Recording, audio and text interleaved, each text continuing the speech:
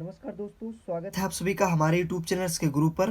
तो इस वीडियो में हम बात करने वाले हैं एक फिजिक्स के बहुत ही इम्पॉर्टेंट टॉपिक पर, जो कि है किरचॉफ का नियम। ठीक है, तो किरचॉफ का नियम किसे कहते हैं या किरचॉफ का नियम क्या होता है, इस पर चर्चा करने वाले हैं। और इसके कितने नियम होते हैं, इन सब पर चर्चा करेंगे। तो सबसे पहले देख लेते हैं कि किरचॉफ का नियम होता क्या है और ये कहाँ पर लागू होता है। ठीक है, जब ओम का नियम फेल हो जाता है तो वहाँ पर किरचॉफ का नियम लागू होता है। ठीक है, तो हम देख लेते हैं। लिखा है, कभी कभी कुछ जटिल परिपथों में जब ओम का नियम असफल हो जाता है तो उन परिपथों के विश्लेषण के लिए किरचॉफ का नियम लगाते हैं। ठीक है, यानी जहाँ जहाँ पर ओम का नियम असफल हो जाता है उन परिपथों में हम किरचॉफ का नियम लगाते हैं। ठीक है, और उसके बाद क्या लिखा है, किरचॉफ ने सन 1842 में दो नियम दिए जिन्हें किरचॉफ के नियम कहते हैं। किरचॉफ के दो नियम थे। ठीक है, किरचॉफ ने दो नियम दिए थे। पहला नियम क्या था? पहला नियम था संधि का नियम और दूसरा था लूप का नियम। ठीक है, अब देख लेते हैं कि संधि किसे कहते हैं। तो संधि यानी किसी एक बिंदु पर दो या दो से अधिक चालक मिलते हैं, उसे संधि कहते हैं। ठीक है, और दूसरा क्या है? लूप। और लूप किसे कहते हैं? किसी बंद चालक पथ को लूप कहते हैं। ठीक है, किसी बंद चालक पथ को लूप कहते हैं। ठीक है, अब हम इसके प्रथम नियम को देख लेते हैं। ठीक है, प्रथम नियम को हम संधि का नियम भी कहते हैं। ठीक है, तो संधि का नियम होता क्या है? किसी वैद्युत परिपथ में किसी भी संधि पर मिलने वाली सभी धाराओं का बीजगणितीय योग शून्य होता है। यानी कोई ऐसा बिंदु होगा जहाँ पर आने वाली धाराएं और वहाँ से जाने वाली धाराओं का योग जो होगा वो शून्य होगा।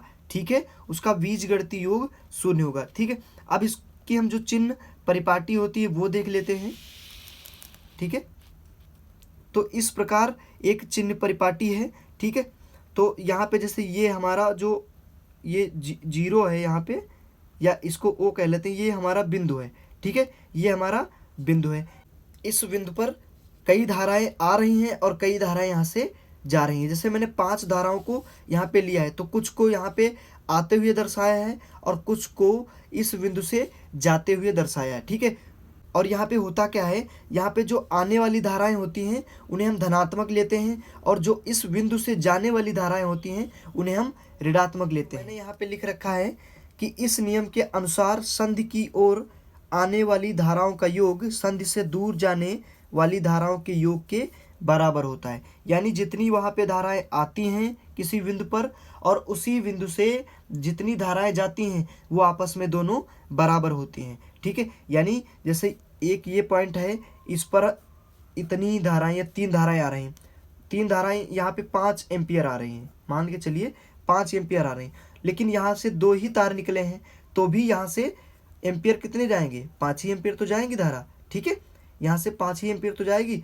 और इस बिंदु पे हमारी जो धारा होगी वो शून्य हो जाएगी। कितनी हो जाएगी? वो शून्य हो जाएगी। ठीक है, तो अब आगे जो हमने एक नोट करके लिखा है, ये चीज़ बहुत ही इम्पॉर्टेंट है, बहुत ही महत्वपूर्ण चीज़ है कि किरचॉफ का प्रथम नियम आवेश संरक्षण को व्यक्त करता है। ये बहुविकल्पी में भी क्वेश्चन पूछा जाता है, इसलिए ये इम्पॉर्टेंट चीज़ है, इसको आप अच्छे से देख ले। ठीक है, और उसके बाद क्या है? उसके बाद है एक और इम्पॉर्टेंट चीज़ जो है प्रथम नियम को किरचॉफ का धारा नियम अथवा केसीएल भी कहते हैं। ये भी इम्पॉर्टेंट चीज़ है, ये भी एमसीक्यू में पूछी जाती है। ठीक है, तो अगला हम नियम देख लेते हैं। यानी हमारा जो दूसरा नियम है, यानी जो दूसरा नियम है उसे लूप का भी नियम कहते हैं, उसे लूप का नियम भी कहते हैं। तो क्या है?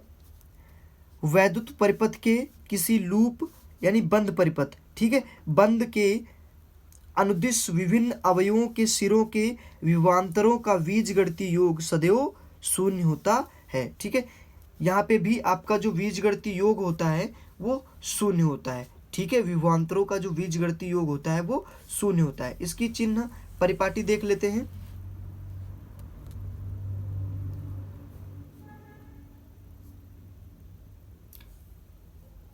तो कुछ इस प्रकार से एक चिन्ह परिपाटी हमने बना लिया है, ठीक है।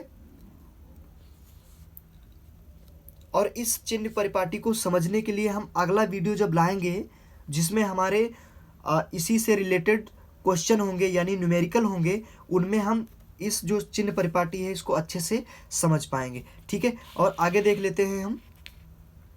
यहाँ पे भी ये चीज़ बहुत इम्पोर्टेंट है जो नोट करके लिखा है, द्वितीय नियम ऊर्जा संरक्षण को व्यक्त करता है। यानी किरचॉफ का जो द्वितीय नियम होता है वो ऊर्जा संरक्षण को व्यक्त करता है, ठीक है। और इसके नीचे एक और इम्पॉर्टेंट चीज़ लिखी है, इस नियम को किरचॉफ का वोल्टेज नियम अथवा केवीएल भी कहते हैं, ठीक है।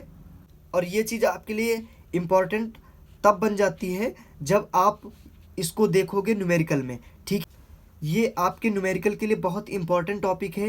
ये जो केवीएल का नियम होता है ये आपके न्यूमेरिकलों में भी यूज होता है, इसलिए आपके लिए ये द्वितीय नियम भी बहुत ही महत्वपूर्ण हो जाता है। तो इस प्रकार इस वीडियो में हमने किरचॉफ के नियम को देखा है।